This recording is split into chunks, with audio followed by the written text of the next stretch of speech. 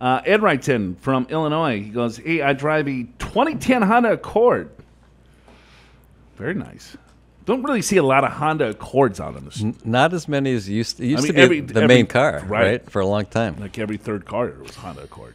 I had a Honda Accord in college. Did you? Yes, they sir. last forever, right? Yeah. They don't break down that much.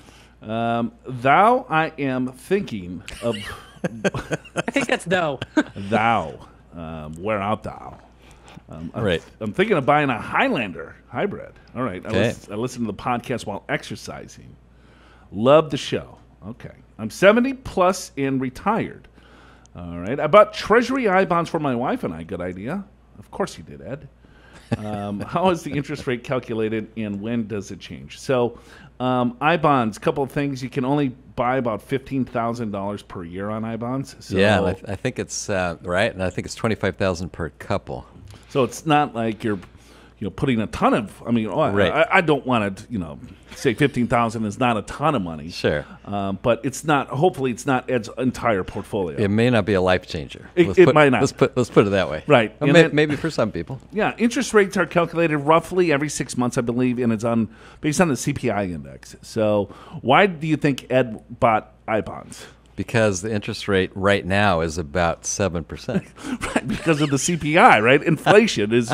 I mean, we're feeling it, and it's like, okay, well, let's purchase these things. Yeah, but it's not fixed. It changes about every 6 months. Correct, and it's zero coupon, I believe. So what that means is that it's you buy it at a certain price, and then the interest rate is embedded within it. You can. It's tax free, I believe, if you use it for education purposes. It is. I thought they made the payments, but I could be wrong. I don't know. I've never bought an iBond. I'm just making this up as we go.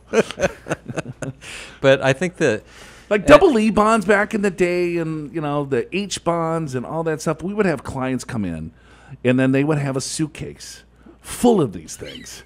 It's like, what the hell do you want me to do with this? And you go down to the Treasury Direct, and then you got to put in the serial numbers. I know, because some had payment coupons and some were zero coupon bonds, and I mean, they had millions of them. And some people were the zero coupon bonds. They were reflecting the interest payments on their return, even though they didn't receive them. Some people had no idea they were supposed to do that.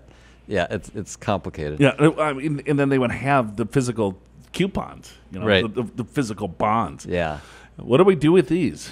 I don't know. Just go to another advisor. Yeah, I think also, Joe, with Ibonds, I was reading. Oh, you were? Yeah, educating myself. I got it. All right. Is if you cash out of them within a year, you lose all the interest for the year. And if you cash out within 5 years, I think you just lose the last quarter interest. Okay. I think that's how that works. All righty. Very good. Are you prepared for retirement? Schedule a free financial assessment with an experienced financial professional right online at purefinancial.com.